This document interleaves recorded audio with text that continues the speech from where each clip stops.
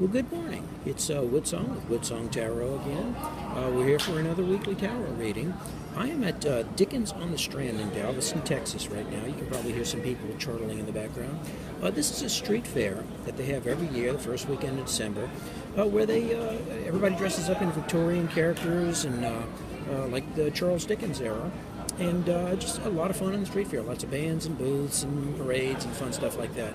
Charles Dickens is an interesting character, by the way. He was basically the world's first rock star, even though he didn't play music. But he was the first person that pretty much everybody in the world knew about as an entertainer. At one point, 1 in every 10 literate people had read Charles Dickens and looked forward to reading Charles Dickens. So he was that sort of entertainer. But prior to Charles Dickens, if someone printed a book and they printed 500 copies, that was a lot. After when Charles Dickens came about, they were looking at 50,000, 100,000 copies because everybody in the world loved Charles Dickens' characters and his stories, and so he became very popular. And I think, I'm not 100% sure, but I believe one of his ancestors actually lives in Galveston, Texas, which is where the Charles Dickens Festival kind of got its start from.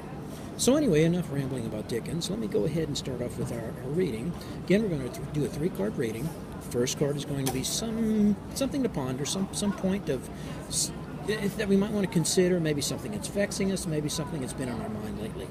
Second card offers some type of clarification to that. Third card offers some sort of actions we might want to consider that might resolve the problem, if there is a problem that we're having. So let's start off with our first card. I'm using the Tarot of Illuminati deck again today. And we have the 5 of Pentacles. Now, in most decks, the 5 of Pentacles is a very desolate-looking card. It's a very desperate-looking situation. These people do not look like they're having fun. Here we have a couple they're dressed in rags. They look like they're in bad shape and bad health. Maybe they're hungry. Maybe they need help. They're out there in the snow. It's cold, and they don't look like they're in a good position. So our first glance at this card suggests that, oh wow, this is suggesting bad times for us. Actually, that's not the message of this card. If we look at this card, we see a couple that's out in the cold snow, and they're shivering, they're huddled. But right in back of them is this nice warm building. Lit up building, looks very, very comforting, very refreshing. And so the question we have to ask is, why in the world are these people accepting their sorry lot when there's this wonderful alternative right in back of them? So when we're in the situations where we feel like things are conspiring against us, where we feel like, oh man, it's just not working out for me, I'm in a bad spot, we have to consider, okay, am I concentrating too much on where I am right now and not looking around me at the potential and the possibilities that might totally resolve my situation? So that's where we want to start off from. Whenever you're feeling down, yeah, it's fine to concentrate on yourself a little bit, but stop and look around. There may be alternatives. There may be opportunities around you that you're just not seeing. They're right there, but you're just not looking for them. So let's take a look at our next card. Princess of Cups.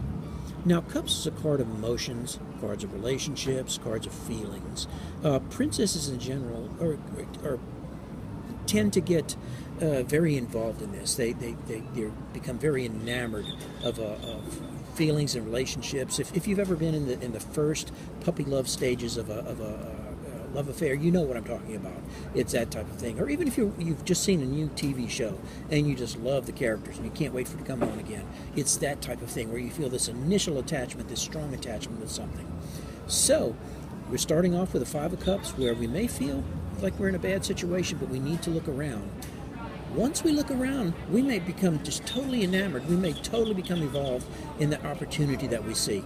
That could be good. That could be something we want to watch out for, because quite often, as we all know, once we get over that initial level of I'm so enamored, I'm so excited about this, and reality starts to set in, we may find that we don't have our emotions built on a solid base because they've just been based on, puppy love type thing.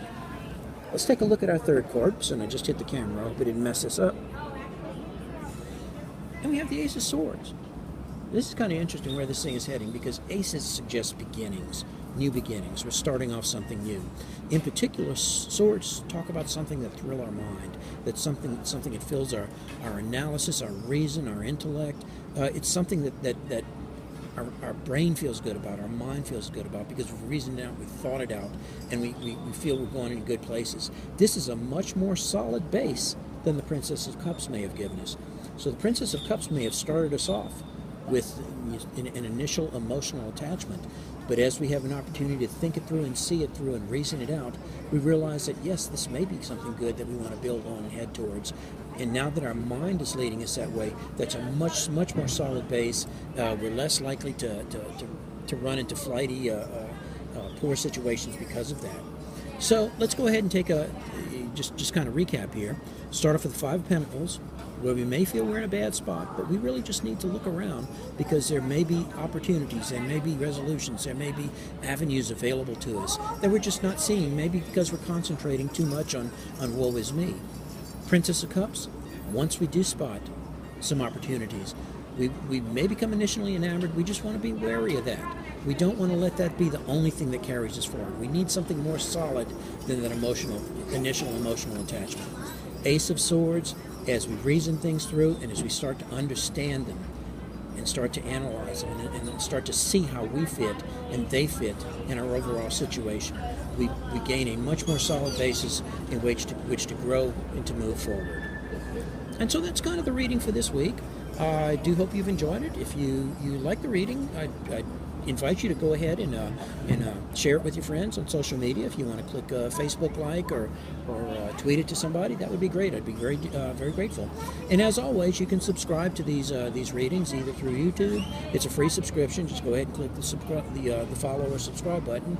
Or if you're seeing this on another media like Twitter or Google community or something like that, you can go ahead and follow that as well, and you'll be notified when new readings come out. Try to do them every week. I don't always hit that, but that's at least what I'm always shooting for.